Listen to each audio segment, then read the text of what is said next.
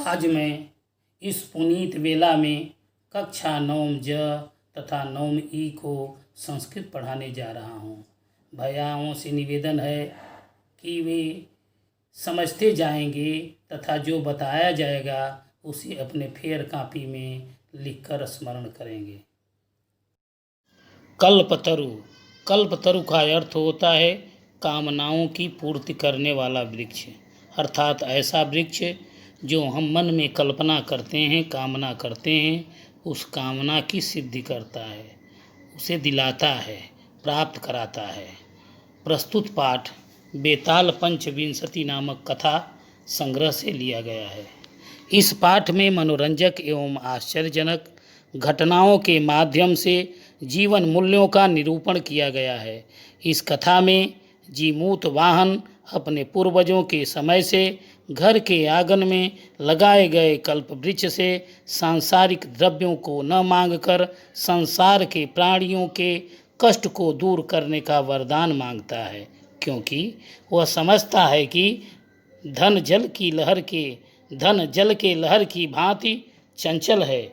एकमात्र इस संसार में परोपकार ही चिरस्थायी एवं सर्वोत्कृष्ट तत्व है। शब्दार्थ: अस्ति है, अदरिद्रता, संपन्नता, हिमवान हिमालय, नगेंद्र पर्वतराज हिमालय, सानो शिखर के विभाति चमक रहा है, कुल क्रमागतः कुल परंपरा से प्राप्त, आराध्य पूजा अर्चना करके, युवराज पद पर, सर्व कामदः सभी कामनाओं को पूर्ण करने वाला, शक्रः इंद्र, कृपा अर्थित मांगा, अंतिकम पास में, वीचिवत लहर की तरह, वसूनि धन, दुर्गतः निर्धन पीड़ित, प्रथितम प्रसिद्ध।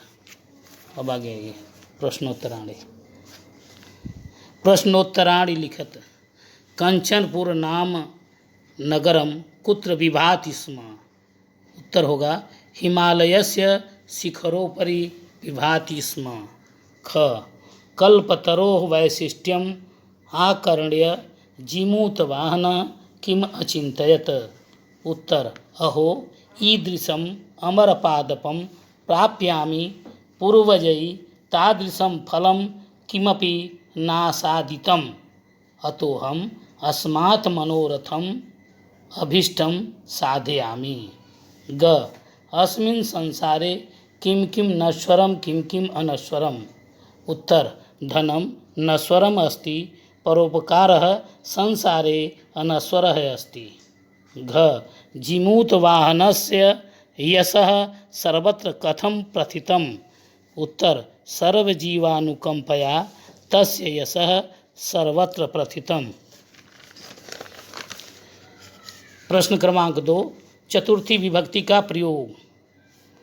स्वस्ति, इसके साथ शब्द होंगे राजन, प्रजा, छात्र, सर्वजन। इसको चतुर्थी विभक्ति में प्रयोग करना है। स्वस्ति राज्ञे, अर्थात स्वस्ति के साथ चतुर्थी विभक्ति का प्रयोग होगा। राजन शब्द का चतुर्थी राज्ञे होगा।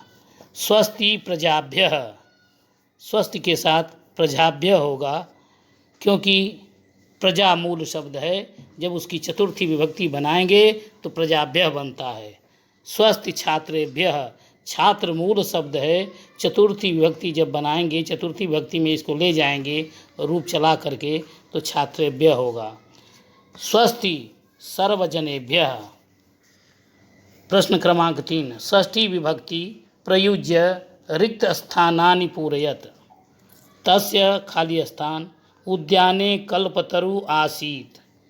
दूसरा है सह खाली स्थान अंतिकम अगच्छत।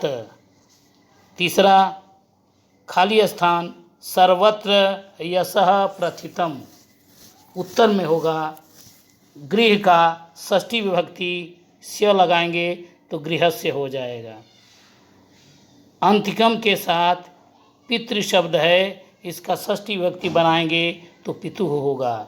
जीमूत वाहन का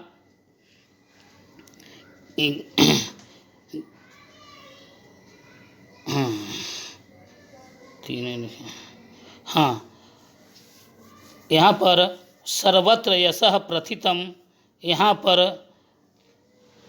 किम शब्द दिया है, इसकी षष्ठी विभक्ति कस्य होगा।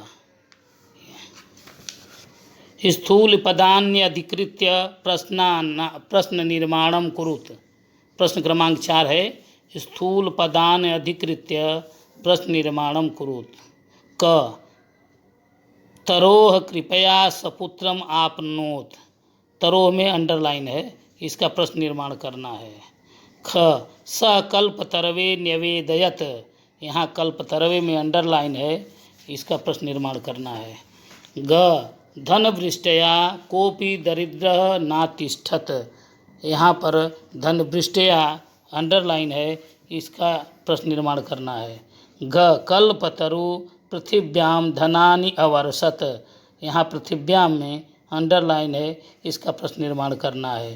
अंग जीवानुकंपया जीमूत वाहनस्य यशः प्रासरत, यहाँ जीवानुकंपया में अंडरलाइन है, इसका प्रश्न निर्माण करना है। उत्तर इसका इस प्रकार होगा। क का कस्य, ख का कस्मई, ग का कया, घ का कस्याम या कुत्र, ग का कया। प्रश्न क्रमांक 5, समास विग्रहम कुरुत। एक तरफ विग्रह लिखा गया है, एक तरफ समास। समास का अर्थ होता है संक्षिप्त करना, उसको समेटना, संक्षेप में कहना, संक्षेप में लिखना। जैसे विद्याधराणाम पति, इसका समास होगा, संक्षेप में यह किया जाएगा तो विद्यापति। विद्याधराणाम पति विद्यापति। गृहस्य उद्याने गृहोद्याने। नगानाम इंद्रः नगेन्द्रः। परस्य उपकारः परोपकारः। जीवानाम अनुकंपया जीवानुकंपया। प्रश्न क्रमांक 6, मतु प्रत्यय का प्रयोग। मतु प्रत्यय का प्रयोग, हम जब मतु प्रत्यय लगाते हैं तो जिस शब्द के अंत में अ आता है वहाँ वान बनता है, जिस शब्द के अंत में ई आता है तो वहाँ मान बनता है। यही मतु प्रत्यय की विशेषता है। जैसे आप देखेंगे कि मतुप में मत और वत हो जाता है जब प्रयोग इसका करते हैं। हिमधन मतुप, यहाँ म में अ आया है, मतु प्रत्यय का प्रयोग किया गया है, इसलिए यहाँ वान हो जाएगा हिमवान। श्रीधन मतुप, अ और ई के बाद जो है मतुप आया है, इसलिए श्रीमान हो जाएगा। शक्तिधन मतुप शक्तिमान। यहाँ पर हमने देखा कि ई आया तो यहाँ पर जो है शक्तिधन मतुप शक्तिमान बना और श्रीधन मतुप बराबर श्रीमान बना। यहाँ ई की मात्रा आने के कारण यहाँ मान हो गया, लेकिन हिम में अ की मात्रा है, इसके बाद मतु प्रत्यय का प्रयोग किया गया है, इसलिए वहाँ पर वान हो जाएगा। आगे हम देखते हैं, धन धन मतुप धनवान। बुद्धि धन मतुप बुद्धिमान। देखिए यहाँ पर मान हो गया है, बुद्धि में ई आया है, इसके बाद मतुप प्रत्यय का प्रयोग किया गया, शब्द बना बुद्धिमान। धैर्य धन मतुप धैर्यवान। यहाँ अ आया, इसके धैर्य शब्द के अंत में अ आया, इसके बाद मतुप शब्द का प्रयोग हुआ तो वान बन गया धैर्यवान। गुण धन मतुप बराबर गुणवान। धन्यवाद। धन्यवाद।